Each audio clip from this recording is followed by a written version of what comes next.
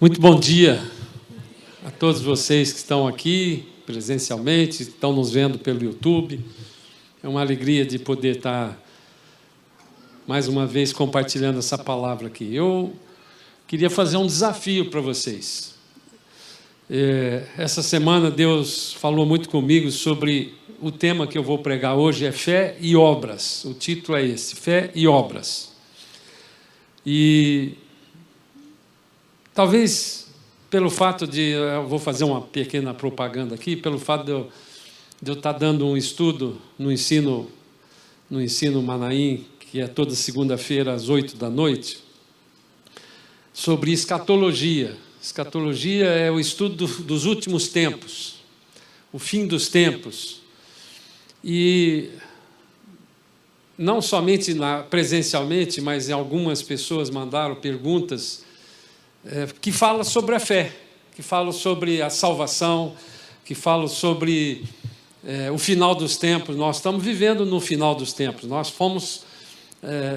tem muitos sinais que estão acontecendo hoje e que remete a profecias que não se cumpriram ainda, que vão se cumprir. Muitas coisas muito atuais, muito atuais. A guerra, por exemplo, da Rússia com a Ucrânia é um dos sinais da preparação da volta de Jesus. Muitas coisas nós estamos assim, assustados de ver nos nossos olhos, vendo isso. E surgiu uma pergunta aqui que eu queria deixar no ar, e vocês quiserem a resposta para isso cabal, vocês têm que fazer o curso na segunda-feira, que é a seguinte: o cristão vai ficar na tribulação? Essa não é o objeto da minha pregação. A tribulação é um período que muitos têm falado ultimamente, de 7 anos, que o mundo vai entrar num caos, um caos em todas as áreas, um caos moral, ecológico, econômico, e vai ser um tempo tão difícil que nunca na história da humanidade aconteceu e nunca mais vai acontecer. Mas a boa notícia é que antes desse período de 7 anos, a igreja, e eu chamo igreja todo aquele que é nascido de novo, que é aquele que declarou com a sua boca e creu com o seu coração que Jesus Cristo morreu e ressuscitou. Isso é igreja.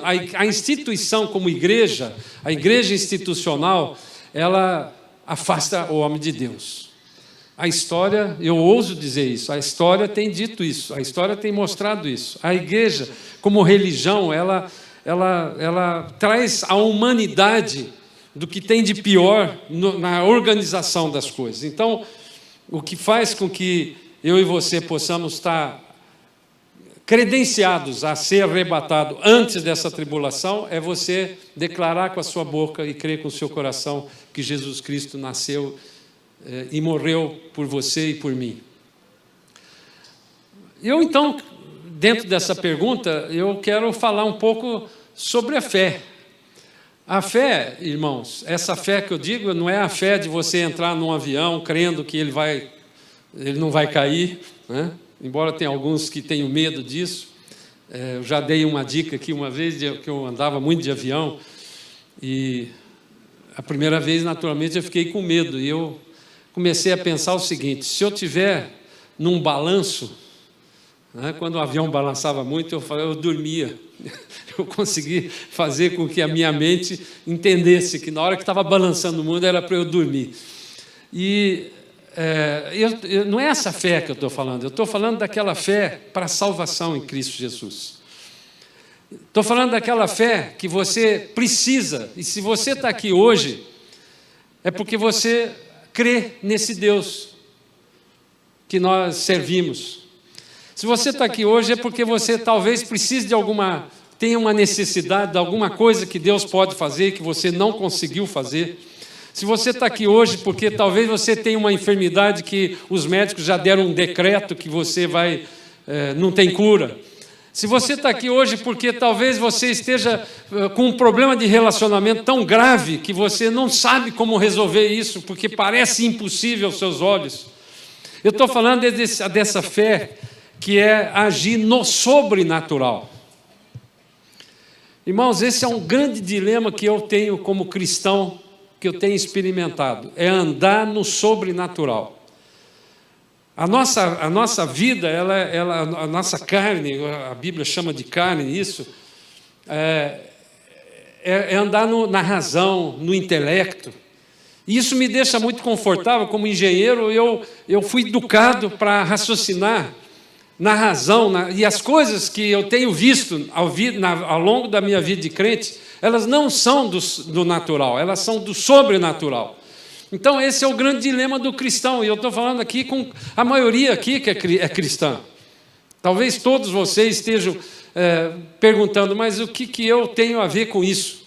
O seu dia a dia, esse ambiente que nós estamos aqui é um ambiente do sobrenatural, em que a gente louva a Deus, que a gente se alegra com as coisas do sobrenatural.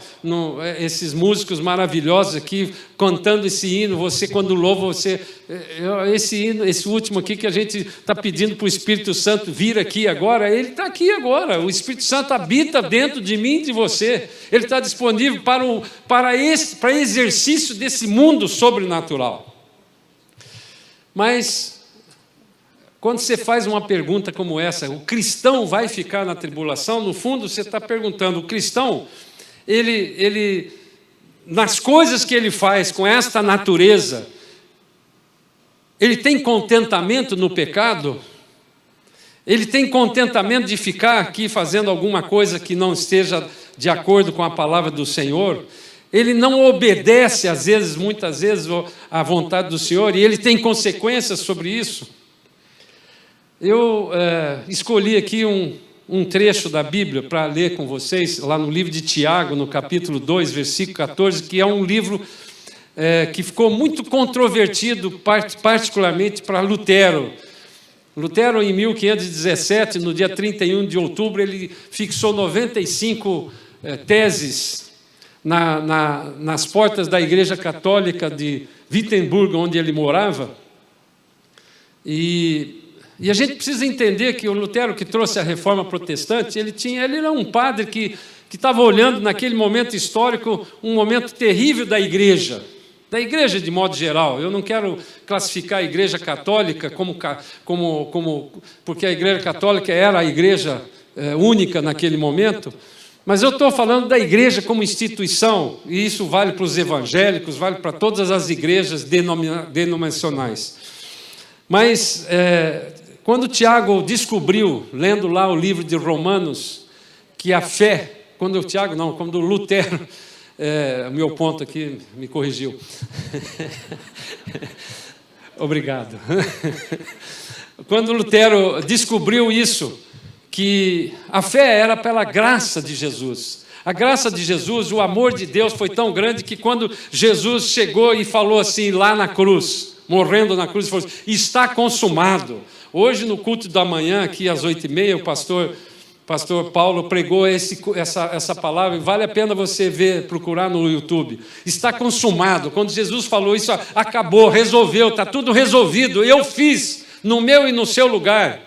Jesus fez para mim e para você, não ele fez no lugar dele. Ele trouxe sobre si todos os nossos pecados. Está consumado, não precisa fazer mais nada.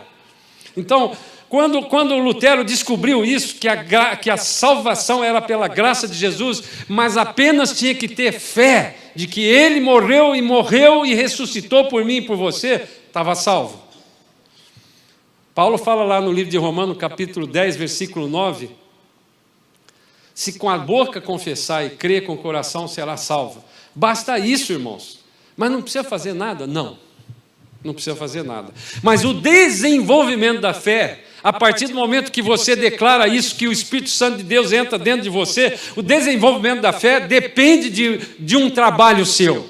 E é isso que Tiago escreveu, e Lutero, por estar num outro extremo, ele saiu do extremo de que precisava fazer penitência, precisava comprar por indulgência a sua salvação, precisava fazer um monte de coisas, ajoelhar no milho, como a gente fala. Ele foi para o outro extremo e disse que não precisa fazer mais nada. Então, olha só o que Tiago escreve no capítulo 2, versículo 14. Meus irmãos, qual é o proveito se alguém disser que tem fé, mas não tiver obras? Pode acaso semelhante fé salvá-lo? Essa palavra obras, no original grego, é ergon. Aquelas cadeiras de trabalho hoje, chamado ergométrica, vem dessa palavra ergon, que significa serviço, aquilo com que alguém está ocupado, aquilo que alguém se compromete a fazer. Então, essa palavra ergon, ela dá a ideia de ação, dá a ideia de conformidade, de conformidade com a sua postura. Por isso que chama cadeira ergométrica. Então, quando Lutero percebeu isso, ele teve dificuldade de interpretar isso. E a Bíblia ela é autoexplicativa. Nós não podemos fazer doutrinas. E esse é o erro das heresias que surgem a partir da palavra de Deus. Então, no outro extremo, quando ele começou a desenvolver esse entendimento sobre a fé, com obras ou sem obras, ele foi lá no livro de Efésios, no capítulo 2, no versículo 8, ele diz assim, porque pela graça, Paulo falando, escrevendo no livro de Efésios, capítulo 2, versículo 8, pela graça sois salvo, mediante a fé, e isto não vem de nós. Isso aqui dá muita confusão, porque eu já vi irmãos falando assim, bom, então se a fé não vem de nós, se eu não tenho fé, eu não sou salvo. Você percebe isso? Agora, quando você vai no original, vai ver que essa palavra isto deveria ser traduzido por isso, que é um pouquinho diferente. Isso se refere à graça e não à fé. A fé é uma coisa que eu e você temos que ter. Mas o passo seguinte, que é crer que Jesus Cristo morreu por você e por mim, e você, pela graça, por não precisar fazer nada, é salvo, isso depende dele. Então, não de obras, para que ninguém se glorie. Essa palavra obras é a mesma palavra ergon. Pois somos feitura dele, criados em Cristo Jesus para as boas obras, as quais Deus de antemão preparou para que andássemos nela. O próprio texto dá explicação para mim e para você. Eu não preciso fazer a obra, mas quando eu me converto, quando eu recebo Jesus Cristo como Senhor Salvador, imediatamente o Espírito Santo de Deus que habita em mim e você começa a amar as pessoas, começa a fazer uma vontade de querer fazer as coisas. Então, Paulo explica, nós somos feitos para as boas obras, as quais de antemão preparou para que andássemos nelas. E ele continua no livro de Romanos, no capítulo 3, no versículo 28, Paulo continua dizendo, concluímos, pois, que o homem é justificado pela fé, independentemente das obras da lei. Obras da lei não tem nada a ver com essas obras que eu e você estamos falando agora sobre Tiago. Versículo 29, ele continua ainda no capítulo 3 de Romanos. É porventura Deus somente dos judeus? Aí é que ele explicou, porque ele estava falando entre a lei dos judeus e nós que somos chamados gentios pelos judeus. É porventura Deus somente dos judeus? Não. Não é também dos gentios? Sim, também os gentios, visto que Deus é um só, o qual justificará por fé o circunciso e mediante a fé o incircunciso. Ou seja, um dos sinais que o judeu tem é a circuncisão que ele faz no 8º dia de nascimento. Esse judeu que foi circunciso e que tem uma promessa de um povo escolhido, ele só é salvo pela fé em Cristo Jesus. Assim como nós, que nós somos incircuncisos, como gentios, também somos pela fé. Anulamos, pois, a lei pela fé? De maneira nenhuma. Antes, confirmamos a lei. Irmãos, isso é uma grande discussão. Tem teólogos mais modernos, vamos chamar assim, que têm falado que o Velho Testamento tem que ser esquecido, que nós não podemos olhar o Velho Testamento porque tem muitas leis, esse Deus era um Deus de matar, era um Deus carrancudo. A palavra de Deus, ela é completa. E o Novo Testamento, que foi a aliança que Jesus fez comigo, com você, através do seu sangue, ele remete totalmente à lei. A lei foi dada para o homem para mostrar que o homem é incapaz de ser salvo pelas obras dele. Então, Cristo, como homem, ele confirmou a lei, que é perfeita. Somente ele pôde cumprir completamente a lei. Ele, como homem, nós precisamos compreender, quando a gente olha para Jesus, nós precisamos olhar Jesus não como Deus, porque ele era Deus. O Deus se fez homem e se transformou como homem, e se esvaziou completamente como Deus, e coube dentro desse invólucro que é nosso corpo, sem pecado. A barriga de aluguel de Maria foi necessário para que ele nascesse sem o pecado. A recriação do último Adão, que é chamado o último Adão, que é Jesus, é porque Adão foi criado sem pecado, e ele decidiu pecar. Mesmo vivendo num ambiente que era o jardim do Éden, que não tinha nenhum obstáculo para ele. Mas ele decidiu pecar. Jesus nasceu num lugar horrível, um ambiente horrível, difícil de você... É muito difícil para um crente não pecar? É muito difícil. Mas Jesus decidiu não pecar. E ele, como homem, e não como Deus naquele momento, ele pagou no meu e no seu lugar. Então, ele cumpriu completamente tudo. Onde está escrito isso? Capítulo 5 do livro de Mateus, versículo 17. Ele mesmo disse, Jesus mesmo disse: não penseis que eu vim para revogar a lei ou os profetas, mas eu vim para revogar, não vim para revogar, mas vim para cumprir. Todas as 613 leis que estão no Velho Testamento foram cumpridas por Jesus como homem. Então, ele está capaz, ele está credenciado para morrer por mim e por você. Agora, eu gosto de uma figura que uma vez eu vi isso alguém fazer, eu não sou advogado, mas o advogado disse o seguinte: um contrato ele só tem validade quando você assina como contratado e o outro como contratante. Jesus, quando morreu, ele pegou um contrato, escreveu embaixo como contratante, assinou e deu para nós assinarmos esse contrato. E ele só vale no momento que você assinar e devolver para ele.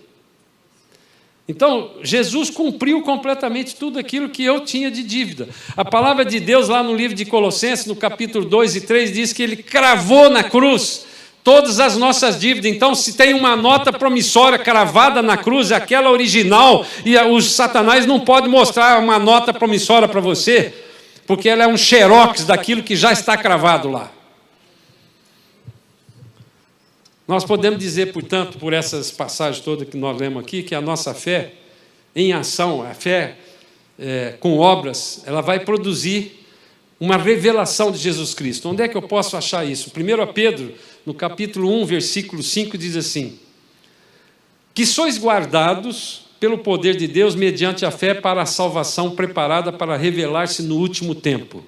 O último tempo, ele começou quando veio a igreja, inaugurou a igreja. A igreja foi quando Jesus morreu, ressuscitou, e ele foi assunto aos céus. Neste momento, desceu o Espírito Santo de Deus no Pentecoste e passou a habitar em todos nós que declaramos com a boca e cremos com o coração. No versículo 6 ele continua: nisso exultais, embora no presente, por breve tempo, se necessário, sejais contristados por várias provações. Muitos de nós entramos aqui hoje com algum tipo de provação, tentação, de necessidade. Esse é a minha oração de hoje que eu fiz. Falei: Senhor, eu gostaria de ver hoje, eu quero andar no sobrenatural hoje. É uma decisão que eu e você podemos tomar hoje. Eu quero andar no sobrenatural, naquilo que eu não consigo fazer, eu não consigo compreender, eu não consigo resolver. Versículo 7, ele continua: para que, uma vez confirmado o valor da vossa fé, muito mais preciosa do que ouro perecível, mesmo apurado pelo fogo, redunde em louvor, glória e honra na revelação de Jesus Cristo. Qual que é o objetivo da gente experimentar, andar no meio sobrenatural? É para revelar Jesus Cristo. Não somente na minha vida, mas na vida daqueles que estão nos vendo. Nós podemos dizer, então, que a sua fé em ação, ela revela Jesus Cristo. Vamos voltar, então, aqui para Tiago, e vamos prestar, então, atenção na continuação do capítulo 2 do livro de Tiago, que ele vai falar de fé com obras. Essa que eu chamo de fé operante, que vai redundar na revelação de Jesus Cristo. O versículo 18 do capítulo 2 de Tiago, e eu estou já terminando, porque eu quero orar hoje com você. E eu creio, sabe, irmãos, que se você entrou aqui hoje, já pelo fato de você entrar numa igreja, você já está entrando num ambiente que, teoricamente, devia ser sobrenatural. Eu confesso a vocês que foi baixado agora um decreto de um ministro que acabou a pandemia. Como se tivesse acabado a pandemia. Não acabou a pandemia. A pandemia existe aí, pode ser que ela tenha diminuído, mas ela existe. As doenças não acabaram, as doenças não foram eliminadas. Eu confesso a vocês que ao longo desse período, eu tive muita dificuldade como pastor de fechar a igreja. Se o único ambiente que age pelo milagre é o lugar que você pode ir, que é a igreja, foi fechada. Você percebe que há uma dificuldade enorme, até mesmo para um cristão, compreender que nós, quando nascemos de novo, temos o Espírito Santo de Deus dentro de nós, nós podemos andar no sobrenatural. A fé operante que Tiago falou, que nós vamos ler aqui, é exatamente essa. Nós estamos num momento de agir no sobrenatural, porque Jesus está voltando, e se nós não entendemos isso, nós vamos ficar aqui na tribulação. Misericórdia. Mas alguém dirá, tu tens fé e eu tenho obras. Mostra-me essa tua fé sem as obras, e eu, com as obras, te mostrarei a minha fé. Quando Lutero leu isso aqui, ele falou, poxa, mas então tem uma incoerência na palavra? Se eu aprendi lá no livro de Efésios, o próprio Paulo falando que a graça de Jesus é que nos levou, pela fé que nos levou à salvação, e agora ele está dizendo, mas aqui presta atenção no próprio texto, e eu com obras te mostrarei a minha fé. Então a fé dele estava junta com a obra. Crês tu que Deus é um só? Fazes bem, até os demônios creem e tremem. Queres, pois, ficar certo, ó homem insensato, de que a fé sem as obras é inoperante? Essa palavra inoperante no grego é necros, quer dizer cadáver morto. Então, a fé sem as obras, sem essa obra que nós vamos explicar aqui melhor, ela é morta. Eu tenho fé, mas eu fico guardado dentro de mim, e não falo isso para ninguém, e não faço nada com ela. Fecho a igreja numa pandemia, na hora que eu mais preciso de ter um milagre na minha vida. Eu não estou sendo negacionista, irmãos, presta atenção no que eu estou falando. Eu sou o primeiro, eu tomei 3 vacinas, a 4ª ainda não deu tempo, ponho máscara, eu fiz tudo aquilo que a ciência mandou. Mas a minha pergunta é o seguinte, a ciência ela vai decretando para você coisas, e você vai aceitando tudo como se fosse a verdade, e a verdade está na palavra de Deus.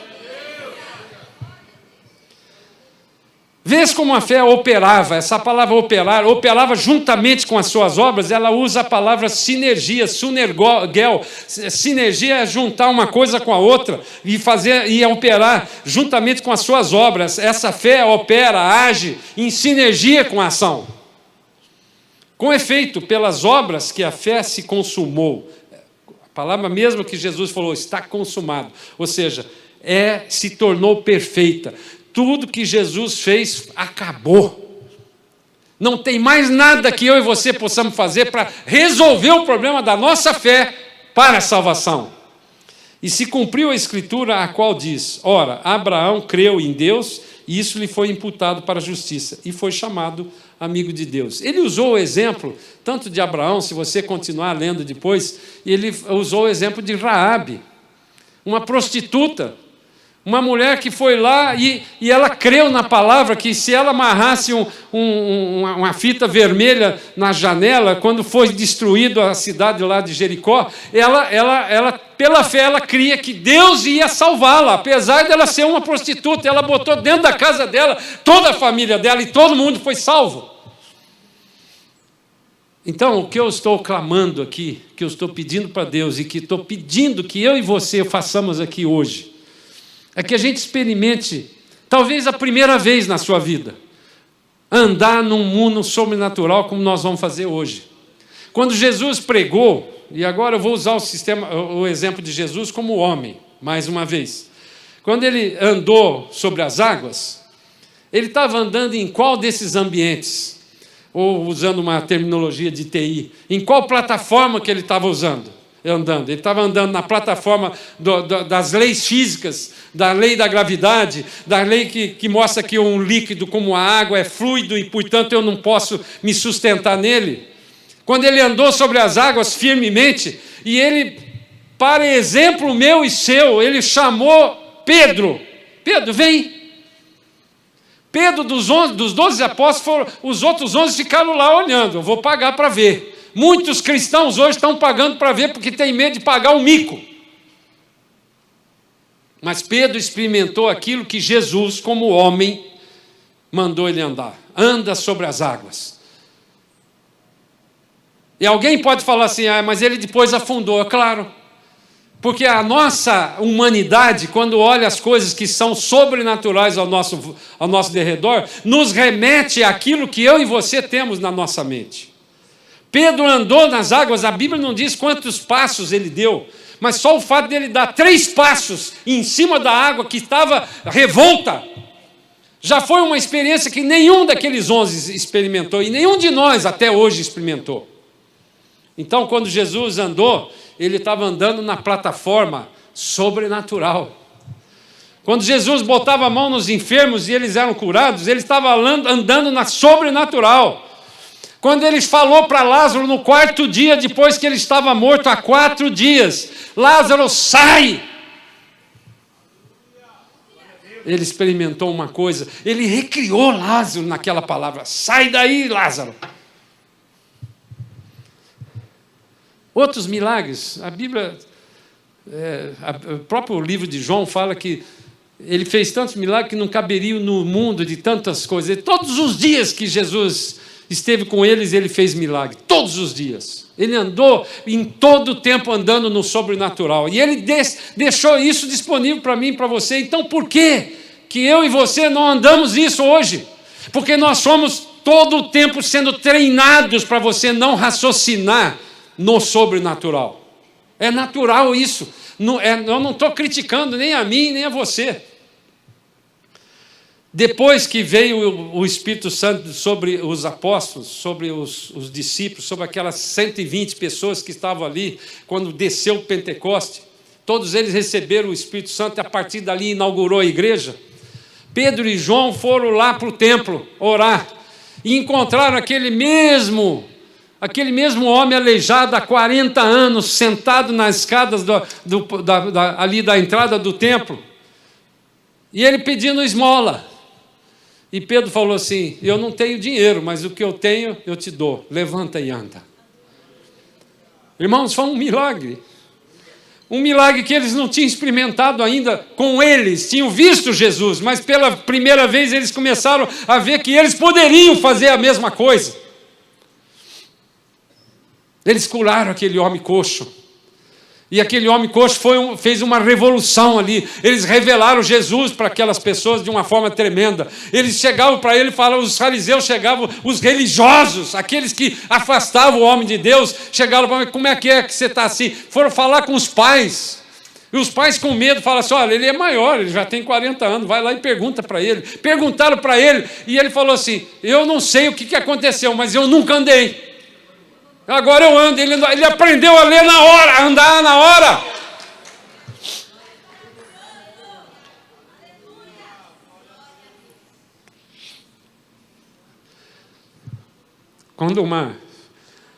Quando uma serva de Deus, uma mulher de fé,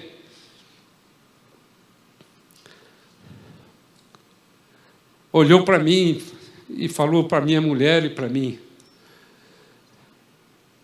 a sua filha, que faz 4 anos que não dorme, 4 anos e meio que não dorme, Deus me mostrou que ela vai ser curada. E eu estou jejuando há 1 semana. A minha cabeça de engenheiro, de um homem lógico, que me considerava inteligente, eu não compreendi isso. Eu ouso dizer que eu não criei. Sabe, irmãos, muito de nós recebe uma bênção de Deus, não pela minha fé, mas pela fé daquele que ora por mim. E é isso que eu quero fazer hoje com você. Eu ouso dizer que Deus quer curar a gente aqui hoje. Eu ouso dizer que se tem gente aqui hoje que ainda não conhece a Jesus como Senhor e Salvador, que decidiu aí, não decidiu ainda, que não tem absoluta certeza que se ele vier aqui hoje, você vai para o céu ou não vai? Ou que você vai passar na tribulação ou não vai? Deus pode fazer isso agora. A minha experiência de conversão não é a experiência que está escrita na Bíblia. Cada um ele faz de um jeito. Eu consigo hoje falar que eu nasci de novo, que é o termo técnico, teológico que Deus usou, que Jesus usou para Nicodemos, no dia 9 de janeiro de 1981, às 11h30 da noite. Eu sei disso. Naquele dia Deus fez uma transformação completa na minha vida. E é por causa desta experiência que eu e a Raquel tivemos que existe essa igreja aqui, que milhares de pessoas estão convertidas. Imagina por uma oração de uma senhora que creu nisso. Irmão, você já parou para pensar isso? Tem hora que eu fico até abismado com Deus. Senhor, quantas pessoas já se converteram por causa de um pequeno testemunho meu? Mas, na verdade, é por causa daquela mulher que creu que Jesus Cristo podia agir no sobrenatural. Através dela. Versículo 12 do capítulo 14 de João diz assim: em verdade vos digo, Jesus mesmo falando. Em verdade vos digo que aquele que crê em mim fará também as obras que eu faço, e outras maiores fará. Porque eu vou para junto do Pai, e tudo quanto pedirdes em meu nome, isso farei, a fim de que o Pai seja glorificado no Filho. Se me pedirdes alguma coisa em meu nome, eu farei. Ele repetiu isso. Qual que é o objetivo dessa minha pregação? É falar dessa fé operante, irmãos. Não é uma fé necrosada. Não é um necrose que é cadáver, que é morto. É uma fé em ação, é uma fé para salvação. E salvação no mais amplo sentido dessa palavra salvação. De libertação de vícios. Irmãos, eu estou assustado como crente de ver tantos homens, mais homem do que mulher, viciado em pornografia. Isso é uma coisa, é um vício. Você pode ser liberto. Pessoas que são libertas poderosamente por qualquer outro tipo de vício. Eu fumava 80 maços de cigarro por dia, irmãos. 2 vezes. Meu segundo ponto. 40 vezes 2, 80. Se você tem algum tipo de opressão hoje, está sentindo alguma opressão maligna, opressão não vem de Deus. O crente está opresso, não vem de Deus. Está deprimido, não vem de Deus. São coisas que estão no ambiente sobrenatural do reino dos malignos. Então, se essas coisas que eu estou experimentando muitas vezes, que estão no reino sobrenatural do maligno, mais ainda a razão de eu agir no sobrenatural do Senhor.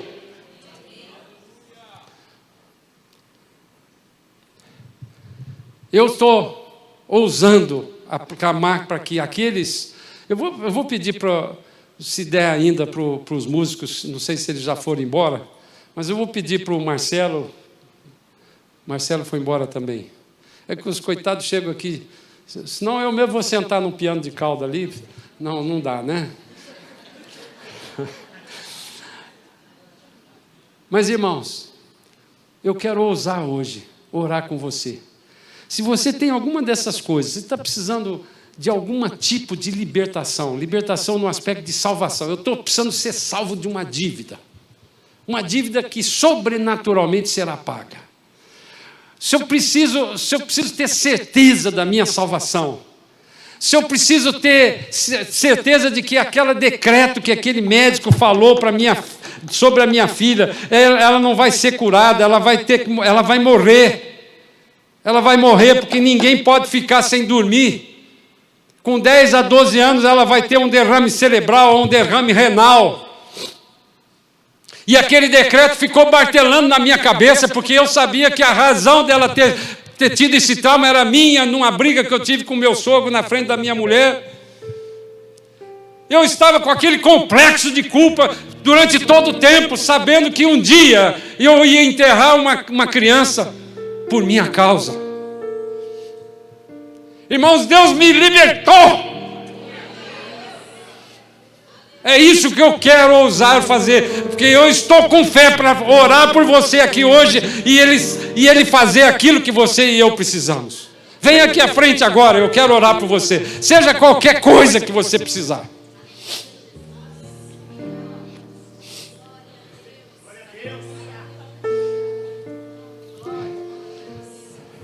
Pai amado,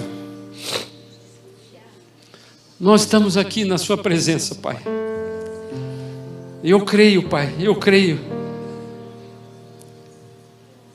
na sua palavra. A sua palavra diz, assim como o Senhor falou para Pedro, vem. E ele andou e ele experimentou uma coisa que é antinatural, é sobrenatural. Pai, quantas pessoas se levantaram aqui crendo, cada um de nós precisamos de alguma coisa, Pai. Alguma necessidade, alguma coisa que o Senhor, que é um Deus tão poderoso, o Senhor pode fazer coisas que a gente nem imagina. Se há aqui alguém que ainda não tem absoluta certeza da sua salvação, ou se há alguém que já é salvo, mas que está intercedendo por alguém que não conhece a Jesus ainda, se há alguém que está nos vendo aí pelo YouTube e que crê que não pelo seu mérito, não porque você pode fazer alguma coisa, mas porque Jesus Cristo já fez, Ele está consumado. Pai, eu estou clamando aqui, Pai, eu creio nesse Jesus que ressuscitou, Ele não está morto, Ele vive. E é no nome de Jesus, em cima dessa palavra, Pai, eu estou olhando a sua palavra diz que em verdade eu vos digo que aquele que crê em mim fará obras que eu faço, e outras maiores fará maiores porque o Senhor ficou só 3 anos fazendo milagre. Nós estamos há 2000 anos aqui, porque eu vou junto para o Pai, e tudo quanto pedir, dizer em meu nome. É no nome de Jesus que eu estou pedindo, Pai. Cada vida que levantou aqui, que está clamando, que está ajoelhada, que está clamando, que está ajoelhada no seu lugar, é neste nome de Jesus que eu estou pedindo agora e ordenando a Satanás. Satanás, você não tem nenhum poder sobre cada uma dessas vidas. Eu te ordeno, sai agora no nome de Jesus Cristo. Todo espírito de enfermidade, sai agora no nome de Jesus. A palavra de Deus diz que Ele levou sobre si as nossas enfermidades, portanto nenhuma enfermidade aqui pertence a qualquer um dos enfermos que estão aqui. Sai agora em nome de Jesus. Pai, eu quero orar por relacionamentos quebrados. Eu quero clamar, Pai, que o Senhor, que é um Deus, é o príncipe da paz, traga, Pai, traga hoje uma paz que excede a todo entendimento. Em nome de Jesus eu clamo isso, Pai. Senhor, se há alguém aqui com algum tipo de cativeiro espiritual, de cativeiro de vício, qualquer tipo de vício, mesmo aqueles vícios que a gente acha impossível acabar, eu ordeno na autoridade do nome de Jesus, sai agora, no nome de Jesus, eu clamo, Pai, porque a sua palavra diz isso, que tudo que pedimos em seu nome o Senhor fará, para que o nome de Jesus Cristo seja glorificado. Traz a revelação do Senhor, essa palavra revelação é Apocalipse, traga para esse final dos tempos, Pai. Tudo que pedimos alguma coisa em meu nome eu farei. Essa é a sua palavra e o Senhor, Pai, o Senhor é fiel, o Senhor não mente. Se a sua palavra diz isso, eu creio. E se eu creio, tudo aquilo que nós estamos pedindo aqui agora será atendido no nome de Jesus. Amém? Amém? Quer dizer, assim seja, eu creio. Diga com a sua boca, não precisa crer com a mesma força que eu estou falando. Creia naquilo que eu estou falando, porque o que eu estou falando vem da palavra de Deus. Creia em Jesus Cristo, que é o homem que ressuscitou e está sentado à direita de todo do Pai e está olhando para mim e para você. Eu quero orar, antes da gente terminar, por esse casal aqui que está aqui na frente. Deus tem um propósito para vocês lá onde vocês vão. A sua esposa, um dia eu encontrei com ela lá, eu fui buscar minha netinha e ela disse que vocês estão mudando. Desde aquele dia Deus falou muito comigo, embora eu não tivesse nunca conversado com ela, que vocês vão experimentar uma coisa lá que nunca experimentaram aqui no Brasil. É por um pouco tempo. Deus vai fazer uma obra grandiosa na vida de vocês. Creia nisso. E quando vocês voltarem, Deus vai se alegrar muito com o testemunho que vocês vão dar. Amém? Vamos dar uma salva de palmas para o Senhor. Pode sentar, irmãos.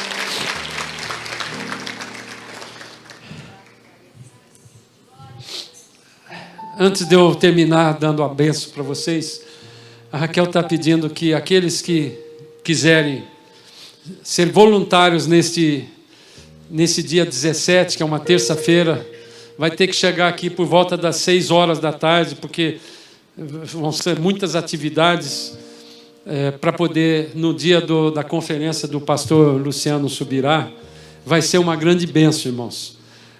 O meu irmão Lamartine emprestou a igreja deles lá no Yacht Church, lá em São Paulo, e ela estava lotada, tinha mais de 2.000 pessoas, e eu sei que Deus vai fazer a mesma coisa aqui conosco, vai lotar essa igreja, e nós vamos precisar realmente de muitos voluntários. Você vai ser muito abençoado por Deus, vai ser dobrado aquilo que Deus vai fazer, amém, Pai? E tome posse dessa palavra, porque Deus tem grandes coisas para essa igreja que eu digo que se reúne aqui nesse lugar. E todos aqueles que estão nos visitando hoje, eu fico muito feliz de ver vocês aqui. Conheci vocês tão recentemente, mas são mais recente amigo de infância que eu tenho, viu? Que Deus abençoe muito vocês. Obrigado por esse casal que tem sido um evangelista falando de Jesus, usando aquilo que vocês fazem. Onde você puser a mão vai ser abençoado, irmãos. Essa é a promessa do Senhor. Às vezes você fala assim, mas eu sou um construtor, como é que eu... Em qualquer lugar que você fizer, qualquer lugar, dona de casa lá em casa, em qualquer lugar que você puser a mão vai ser abençoado. E você pode dizer e viver aquilo que Jesus é. O meu desafio para mim e para você, se nada disso que eu falei hoje você lembrar, lembre só de uma coisa: procure andar no sobrenatural do Senhor, porque Ele já está disponível. Quanto mais você andar no sobrenatural, é mais ou menos como aprender a andar. Uma criança, quando começa a aprender a andar, ela toma pombo toda hora, ela fala bobagem, ela não sabe falar direito, mas a comunicação dela com os pais, ela é perfeita. Eu lembro que o meu primeiro filho, quando falou, a primeira palavra que ele falou foi B. Aí eu falei, papai, está chamando eu de papai. Está vendo? Assim que ele me comunicou comigo, B, eu era o papai. Deus conhece a mim e a você, irmãos, mesmo que você ande tropicando. Que a graça de Jesus Cristo, esse Jesus maravilhoso que já morreu por mim, que o amor de Deus, esse amor incomensurável, que eu não sei avaliar esse amor, e que a graça do Espírito Santo de Deus que habita em mim, a comunhão do Espírito Santo, o relacionamento do Espírito Santo de Deus que habita em mim, esteja com cada um de nós hoje e para sempre. Vão na paz. Boa semana, meus irmãos. Deus abençoe.